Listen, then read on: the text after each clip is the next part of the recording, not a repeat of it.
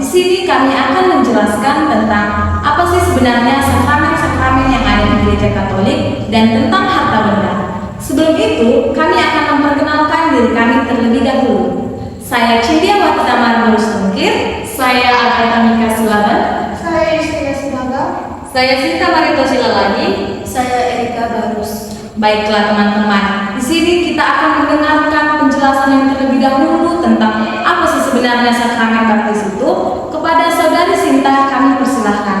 Baik, sakramen baptis adalah sakramen pertama dan dasar dari seluruh iman Kristiani. Baptis disebut sebagai pintu gerbang semua sakramen karena melalui baptisan seseorang dibebaskan dari dosa, dilahirkan kembali sebagai anak Allah, menerima Roh Kudus dan menjadi anggota Gereja Katolik.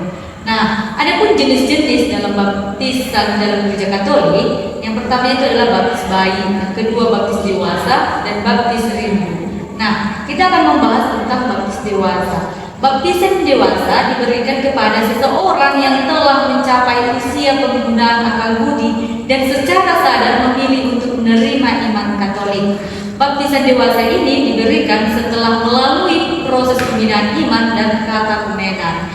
Adapun tahapan atau proses dari baptis dewasa yang pertama, masa pra-katekumenan, kedua masa katekumenan, yang ketiga masa pemurnian dan pencerahan, yang keempat penerimaan sakramen inisiasi yaitu sakramen baptis, krisma, sakramen ekaristik atau komunion pertama, dan kelima masa mistagogia. Begitu Kak yang dimaksud dengan sakramen baptis. Baik, terima kasih untuk Saudari Sinta. Sekarang kita akan mendengarkan penjelasan dari Saudari Cindiawati mengenai sakramen Ekaristi. Baiklah teman-teman, sakramen Ekaristi itu adalah sakramen di mana umat Katolik menerima tubuh dan darah Kristus berupa roti dan anggur. Nah, Ekaristi ini menjadi tanda persatuan kita dengan Yesus dan sumber kekuatan rohani dalam kehidupan sehari-hari kita. Untuk menerima sakramen ini, seseorang harus sudah dibaptis. Ia memiliki iman kepada Yesus dan mempersiapkan diri dengan baik. Jika ia memiliki dosa berat, ia bisa menerima sakramen tobat terlebih dahulu. Nah, dasar biblisnya kita dapat melihat dalam perjamuan terakhir ketika Yesus berkata, "Inilah tubuhku dan inilah darahku," yang terdapat dalam Matius bab 26 ayat 26 sampai 28. Serta perintahnya, "Perbuatlah ini menjadi peringatan akan aku," terdapat dalam Lukas bab 22 ayat 19. Yesus juga mengajarkan bahwa Dialah roti hidup yang memberikan hidup kekal, terdapat dalam Yohanes bab 6 ayat 51 sampai 58. Melalui sakramen Ekaristi ini, kita semakin dekat dengan Yesus dan dikuatkan untuk hidup dalam iman dan kasih. Baiklah, sekarang saya ingin bertanya kepada Saudari Rita untuk menjelaskan apa sih yang dimaksud dengan sakramen penguatan Ekaristi. Baiklah teman-teman, sakramen krisma itu adalah bagian dari sakramen inisiasi selain dari sakramen baptis dan juga Ekaristi. Sakramen ini diberikan kepada umat yang telah dibaptis sebagai tanda pencurahan Roh Kudus untuk menguatkan mereka dalam kehidupan beriman. Karena itu, sakramen krisma disebut sebagai penyempurnaan rahmat baptis. Dalam sakramen ini, umat dipanggil untuk semakin dewasa dalam iman dan berani menjadi saksi Kristus dalam kehidupan sehari-hari. Sakramen krisma ini berakar dari peristiwa Pentakosta di mana Roh Kudus turun atas para rasul untuk memberi mereka keberanian untuk mengwartakan Injil. Yang dapat menerima sakramen krisma adalah mereka yang telah dibaptis dan mengikuti pembinaan iman atau katekese minimal 10 kali dan telah mengaku dosa sebelum menerima sakramen penguatan. Dan dalam perayaan, uskup melakukan penumpangan tangan dan pengurapan minyak krisma sebagai tanda pencurahan Roh Kudus. Setelah menerima sakramen penguatan, paroki akan melakukan pencatatan dalam register krisma. Data yang tercatat adalah identitas penerima, tanggal penerimaan sakramen, dan pelayan sakramen serta wali penerima sakramen krisma. Terima kasih. Dan sekarang saya akan bertanya kepada Saudari Agatha, bagaimana itu sakramen pengurapan orang sakit? Baik teman-teman, sekarang kita akan membahas sakramen pengurapan orang sakit. Sakramen Sakramen pengurapan orang sakit ini merupakan salah satu sakramen dari 7 sakramen dalam gereja Katolik.